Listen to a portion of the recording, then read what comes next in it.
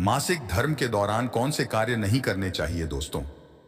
एक बार माता लक्ष्मी और भगवान विष्णु क्षीर सागर में शेष नाग की शैया पर विश्राम कर रहे होते हैं। तभी देवी लक्ष्मी भगवान विष्णु से पूछती हैं, हे प्रभु, आज मेरे मन में एक शंका उत्पन्न हो रही है। केवल आप ही मेरी इस शंका का समाधान कर सकते हैं। भगवान विष्णु कहते हैं, हे प्रिय, तुम्हारे मन में जो भी शंका हो, निसंकोच होकर पूछो। मैं तुम्हारी सभी शंकाओं का समाधान अवश्य करूंगा। देवी लक्ष्मी कहती है, हे प्रभु, किस श्राप के कारण स्त्रियों को मासिक धर्म की पीड़ा सहन करनी पड़ती है? मेरा दूसरा प्रश्न ये है, प्रभु, एक रजस्वला स्त्री को कौन से कार्य नहीं करने चाहिए जिससे उन्हें पाप लगता है? भगवान विष्णु कहते हैं, हे देवी, आज तुमने मानव जाति के कल्याण के लिए बहुत ही उत्तम प्रश्न किया है। तुम्हारे इन सभी प्रश्नों का उत्तर देव शर्मा की इस प्राचीन कथा से प्राप्त हो जाएगा। इस महान कथा का श्रवण करने मात्र से ही समस्त पापों का नाश होता है। जो भी पति पत्नी इस कथा को ध्यानपूर्वक सुनते हैं, उन्हें सौभाग्य की प्राप्ति होती है। इसीलिए हे देवी, आप भी इस कथा को ध्यानपूर्वक सुनिए। देवी लक्ष्मी कहती हैं, हे प्रभु, यह देव शर्मा कौन थे? उनका आचार विचार कैसा था? मैं इस कथा को अवश्य सुनना चाहती हूं। कृपया आप इस कथा को मुझसे कहिए। मैं इसे ध्यानपूर्वक पूरा अवश्य सुनूंगी। भगवान विष्णु कहते हैं, हे देवी, पूर्व काल की बात है। मध्य देश में एक अत्यंत शोभायमान नगरी थी। उस नगरी में देव शर्मा नाम के ब्राह्मण रहा करते थे। देव शर्मा को समस्त शास्त्रों और वेदों का ज्ञान था। वह परम बुद्धिमान, गुणवान तथा धर्म कार्य में तत्पर रहता था। सभी वर्णों के लोग उन्हें बड़ा सम्मान देते थे। वे प्रतिदिन यज्ञ, दान, धर्म तथा संध्या उपासना किया करते थे। वे पशुपुत्र, बंधु बांधव तथा धन संपत्ति से संपन्न थे। देव शर्मा की पत्नी का नाम भगना था। वह भी अत्यंत चरित्रवान, गुणवान तथा पतिव्रता, धर्म का पालन करने वाली स्त्री थी। फिर एक दिन देव शर्मा ने अपने घर पर सत्यनारायण की पूजा रखी और सभी ब्राह्मणों को स्वयं जाकर निमंत्रण दिया। नगर में निवास करने वाले समस्त मनुष्यों को उसने पूजा के लिए तथा भोजन के लिए बुलाया। फिर पूजा के दिन समस्त ब्राह्मण उसके घर पर पधारे। देव शर्मा ने सभी ब्राह्मणों का विधिपूर्वक पूजन किया और उनका आदर सत्कार किया। फिर उसने सभी ब्राह्मणों को घर के अंदर बुलाया और सुंदर आसन देकर उन्हें बिठाकर मीठा भोजन कराया।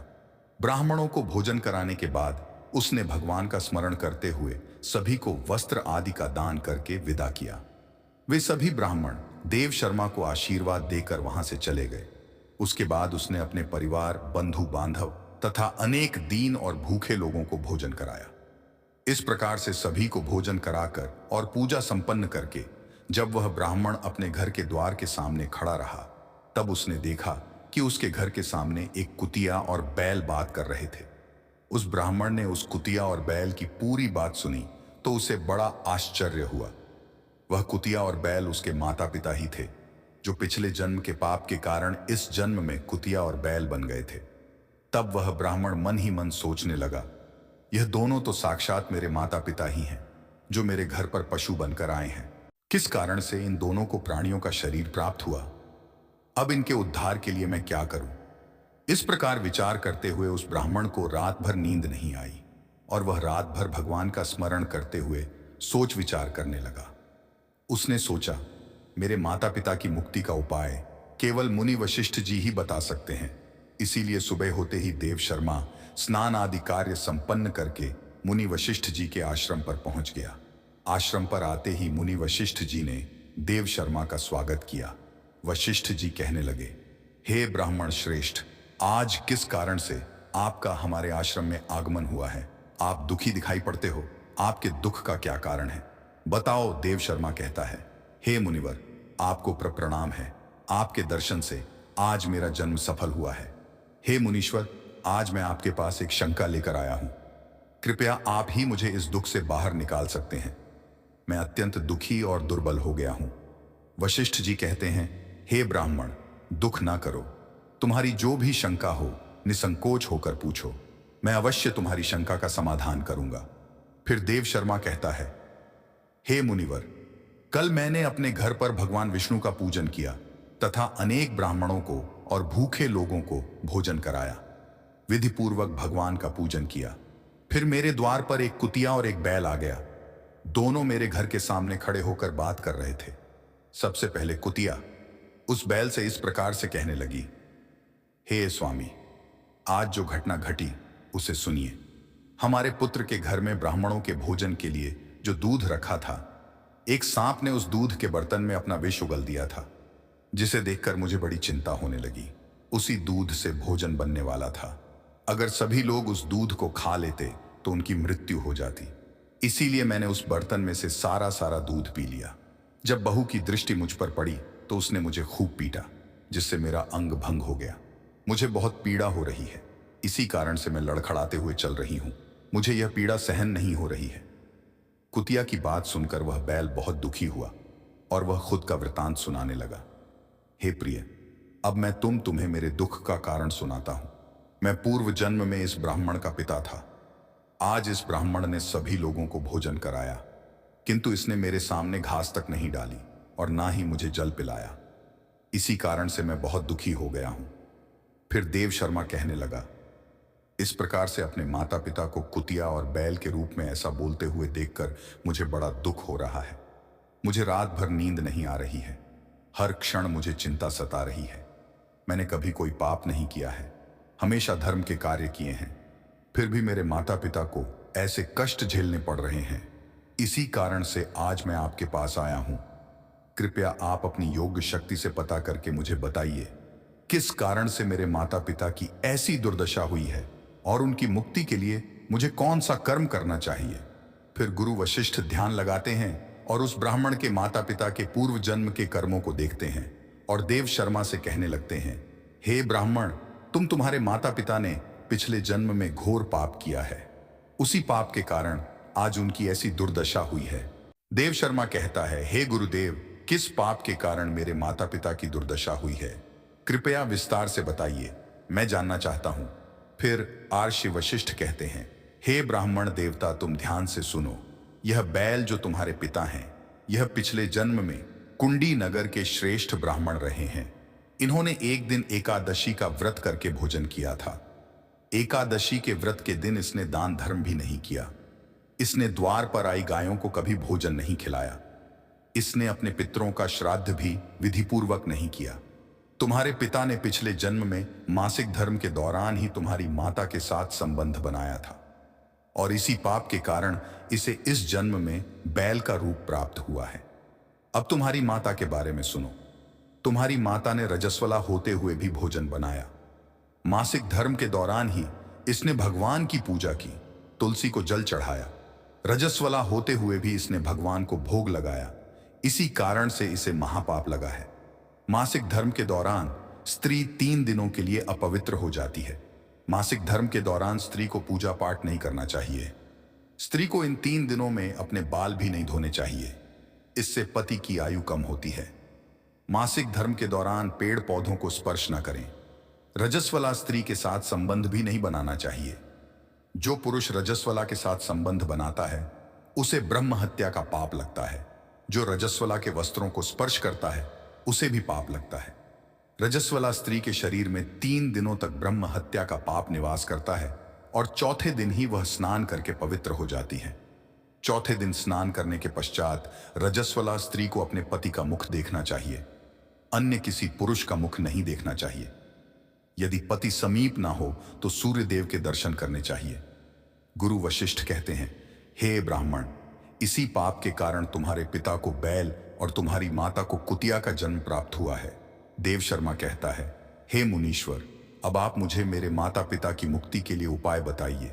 वशिष्ठ जी कहते हैं, हे ब्राह्मण, तुम किसी भी अमावस्या के दिन अपने माता पिता की मुक्ति के लिए श्राद्ध तथा तर्पण करो और दान धर्म करो, गाय की सेवा करो और गौ माता को मिष्ठान्न खिलाओ और अपने माता पिता की मुक्ति के लिए भगवान से प्रार्थना करो। फिर ब्राह्मण वही करता है और फिर उसके माता पिता को समस्त पापों से मुक्ति मिलती है। भगवान विष्णु माता लक्ष्मी से कहते हैं, हे देवी, मैंने तुम्हें रजस्वला स्त्री को कौन से कार्य नहीं करने चाहिए इस विषय में बता दिया है। अब मैं तुम्हें बताता हूं किस कारण से स्त्री को मासिक धर्म से गुजरना पड़ता है। सत्य युग में कालकेय नाम से प्रसिद्ध दानव हुआ करते।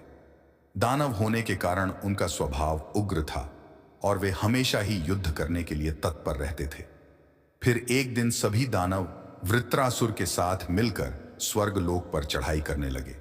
उन असुरों के पास भयंकर शक्तिशाली अस्त्र थे जिसका देवता सामना ना कर सके और भागकर ब्रह्मदेव के पास चले गए। फिर ब्रह्मदेव ने उन्हें असुरों को परास्त करने का उपाय बताते हुए कहा, हे इंद्र, तुम इसी क्षण महदधीच के पास जाओ। वे उनके शरीर की हड्डियों से तुम्हें अस्त्र शस्त्र प्रदान करेंगे। उन्हीं अस्त्रों का प्रयोग करके तुम वृत्रासुर का वध कर सकोगे। फिर सभी देवता महर्षि दधीच के आश्रम पर जाते हैं और उन्हें प्रार्थना करके अस्त्र प्रदान करने की विनती करते हैं। फिर संसार के कल्याण के लिए महर्षि दधीच अपने शरीर की हड्डियों से अस्त्र शस्त्र निर्माण करते हैं। उन्हीं अस्त्रों में से एक वज्र नाम का अस्त्र होता है जिसे देवराज इंद्र धारण कर लेते हैं। फिर सी देवता गण वृत्रासुर के साथ युद्ध करने के लिए निकल जाते हैं। देवताओं और दानवों के बीच भीषण युद्ध होता है। सभी देवता आकाश में दानवों से युद्ध के लिए एकत्रित हो जाते हैं और प्रहार करने लगते हैं। अग्निदेव अग्नि के प्रहार से दैत्यों को दग्ध करने लगते हैं। अग्नि के प्रभाव से दैत्यों का अंग अंग जलने लगता है। फिर वरुण देव जल की वर्षा से दैत्यों को डुबो देते हैं जिससे दैत्य त्राही त्राही करने लगते हैं। अनेक दिनों तक इस प्रकार से दैत्यों और देवताओं के बीच में भीषण युद्ध चलने लगता है। फिर देवराज इंद्र और वृत्रासुर आमने सामने आ जाते हैं। दोनों के बीच भीषण युद्ध होता है और फिर देवराज इंद्र अपने वज्र का प्रहार करके वृत्रासुर को मार डालते हैं। उस दानव वृत्रासुर की मृत्यु होते ही उसके शरीर से ब्रह्म हत्या बाहर निकलती है और इंद्र का पीछा करने लगती है। फिर वह ब्रह्म हत्या इंद्र के शरीर में प्रवेश कर लेती है जिससे इंद्र को ब्रह्म हत्या का पाप लगता है। देवराज इंद्र ब्रह्मदेव के पास जाते हैं और उनसे ब्रह्म हत्या से छुटकारा दिलाने के लिए कहते हैं। फिर ब्रह्मदेव उस ब्रह्म हत्या को इंद्र के शरीर से निकलने की आज्ञा देते हैं और वह ब्रह्म हत्या इंद्र के शरीर से बाहर निकलकर ब्रह्मदेव से कहने लगती है, हे परमपिता, अभी तक मैं वृत्रसुर के शरीर में निवास कर रही थी क्योंकि उसने अनेक ब्रह्म हत्याएं की थीं। जब इंद्र ने उसकी हत्या की तो मैं इंद्र के शरीर में वास करने लगी। अब आप ही मुझे कोई उचित स्थान दीजिए जहां पर मैं रह सकूं।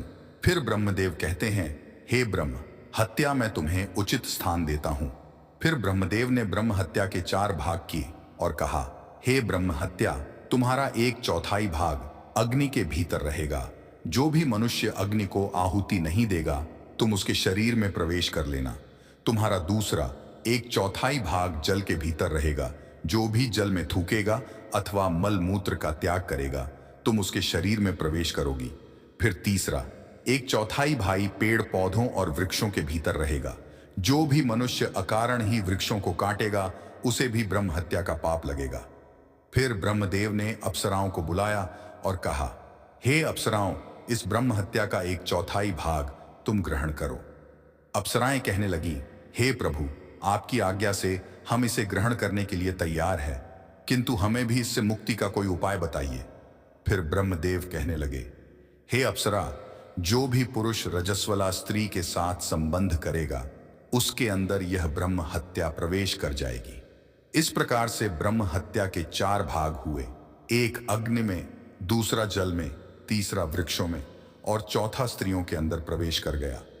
उसी ब्रह्म हत्या के भाग के कारण स्त्रियों को मासिक धर्म आता है। जो भी पुरुष मासिक धर्म के दौरान स्त्रियों को स्पर्श करता है अथवा उनके साथ संबंध बनाता है उसे ब्रह्म हत्या का पाप लगता है। भगवान विष्णु कहते हैं, हे देवी, इस प्रकार से मैंने आपको स्त्री के रजस्वला होने के पीछे की कथा और रजस्वला स्त्री को कौन से कार्य नहीं करने चाहिए आदि के विषय में बता दिया है। मां लक्ष्मी कहती हैं, हे प्रभु, आज आपने मुझे बहुत ही महत्वपूर्ण ज्ञान दिया है।